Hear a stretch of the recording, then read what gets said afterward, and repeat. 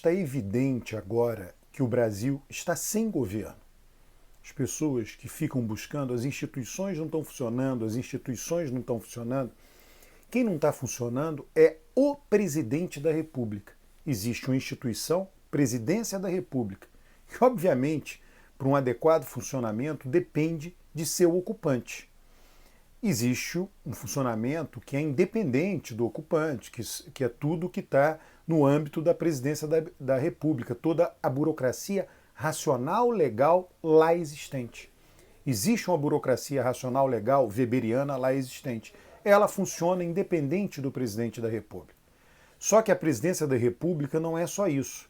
Espera-se do presidente, quando é eleito um presidente, o que acontece? É uma eleição majoritária.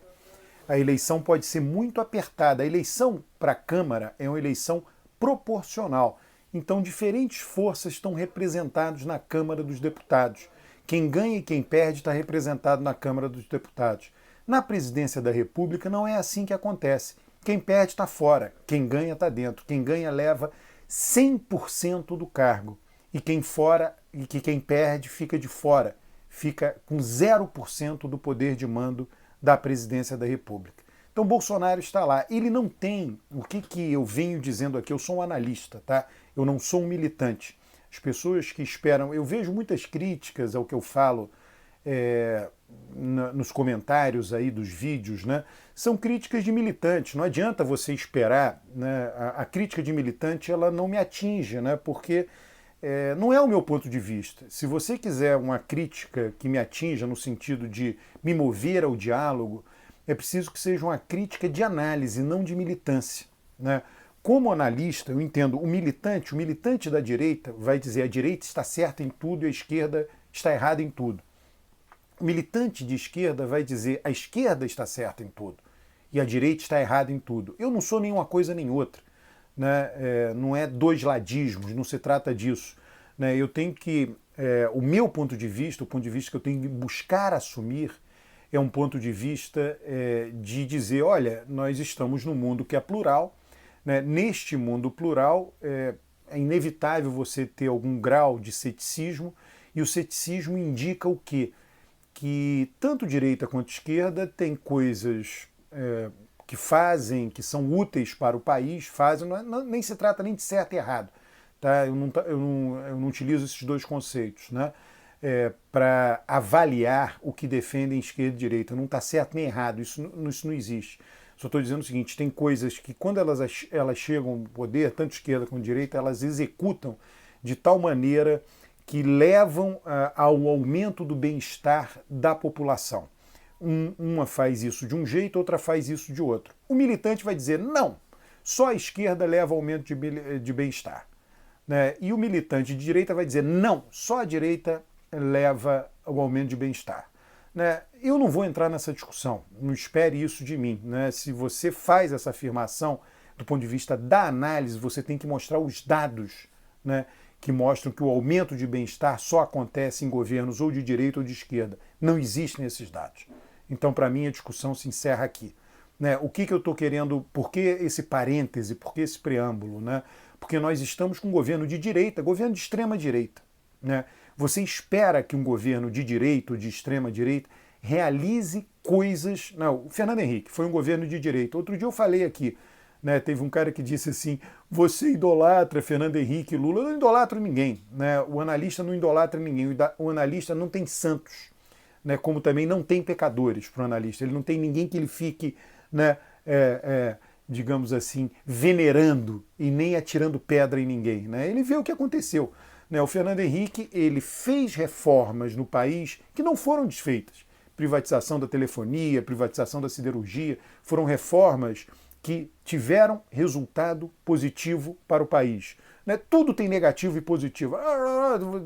Não, mas a telefonia faltou isso, faltou aquilo. Sempre vai ter o negativo. Não tem, né? Isso que eu digo, sempre vai ter o negativo. Mas a telefonia, logo em seguida veio o governo do PT e não reestatizou a telefonia. Né, numa admissão tácita, pelo menos, no mínimo, uma admissão tácita que aquilo estava resolvido, que não havia mais o que fazer com relação àquilo. Toca para frente, vamos mudar outras coisas. Então, há um consenso tácito, houve um consenso tácito que foi apropriado privatizar, por exemplo, a telefonia, ou o sistema elétrico, enfim, a distribuição de energia, né, e várias outras coisas. Tá? Então isso foi feito, foi uma reforma de direita feita no governo Fernando Henrique, que veio para ficar. Né? De novo, com essa admissão tácita que aquilo era o caminho mais adequado do ponto de vista prático, real. Né? Bolsonaro não tem isso. Bolsonaro não fez isso até agora. Não fez reformas de direita que, eventualmente, na frente tenham a aceitação tácita da esquerda. A esquerda fez isso. Lula, quando foi presidente, fez isso. Ele fez um investimento imenso em políticas de redistribuição de renda. Nada disso foi desfeito. Bolsonaro, aliás, ao contrário, ele está pensando, vai tentar aumentar o valor do Bolsa Família. Então, isso daí foi algo que foi bom para o país. Né? Foi bom para o país, resgatou gente que nunca tinha tido nenhuma atenção do governo.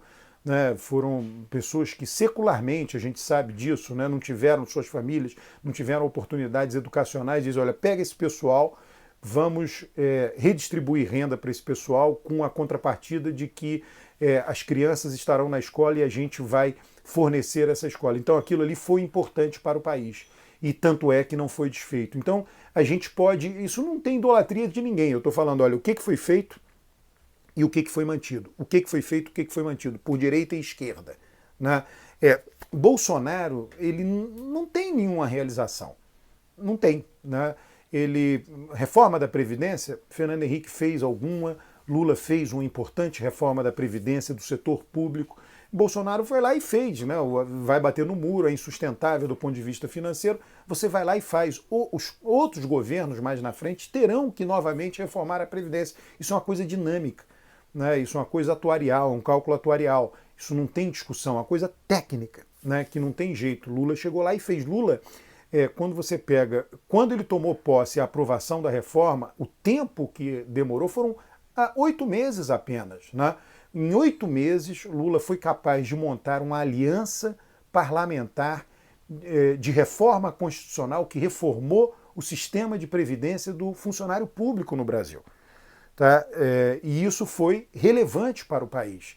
Né? Algo que talvez só a esquerda seja capaz de pegar e dizer, olha, minha base eleitoral, os funcionários públicos vão ter que entender que agora é necessário reformar, algumas perdas acabarão por acontecer, e elas aconteceram, né, porque a sociedade como um todo tem que ser atendida por recursos que eu vou economizar da previdência do setor público.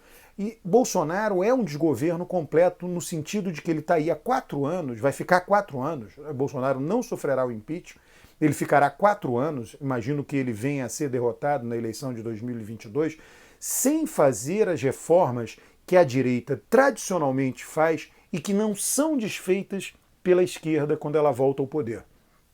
Então nós estamos, a minha crítica a Bolsonaro é do ponto de vista do governo que ele faz, não é do ponto de vista da esquerda. A esquerda vai dizer, não, tudo que ele está fazendo está errado, ou tudo que ele fez está errado. Não é isto. Né? Eu estou dizendo o seguinte, olha, tem um presidente da República, ele terá um mandato com início, meio e fim, tem data para começar e data para terminar. Então, se você tem alternância de poder, tem coisas que quando a esquerda está no poder, só ela faz, a direita nunca vai fazer. Tem coisas que quando a direita está no poder, só ela faz, a esquerda nunca vai fazer. Você fica pensando, bom, a crítica que se faz por dentro é a crítica de dizer o que só ela faz e ela não vai fazer, deixando o ônus para quem vem para frente. Então, como a direita representada, a extrema-direita representada por Bolsonaro não fará determinadas reformas, isso vai cair no colo do próximo governo. Né? E são reformas que são necessárias, os tempos mudam. Né? A CLT, as pessoas ficam... Né? Muita gente... Não, a CLT foi criada no governo Vargas. O Brasil era muito menos complexo. A CLT só incorporou trabalhadores urbanos. Os trabalhadores rurais ficaram desprotegidos. O Brasil era rural na época. Não tinha como a CLT incorporar. A CLT tem um aspecto absolutamente elitista. Só que ninguém diz isso. A CLT virou santificada por determinados segmentos. Aí, de repente, o Brasil se torna uma sociedade super complexa, 100 milhões de pessoas no mercado de trabalho e tem uma lei apenas para regular 100 milhões de posições, diferentes posições de trabalho. Eu trabalho com pesquisa. A pesquisa, ela acontece, né? Acontece, para. Né? Para você contratar legalmente uma pessoa por CLT, você tem que contratar alguém para trabalhar meses, né? 1 mês, 2 meses, só que a pesquisa não vai acontecer durante 1 mês seguido. Então, isso só para dar um exemplo de um caso em que não existem contrato temporário, não existiam contratos temporários para contratar um.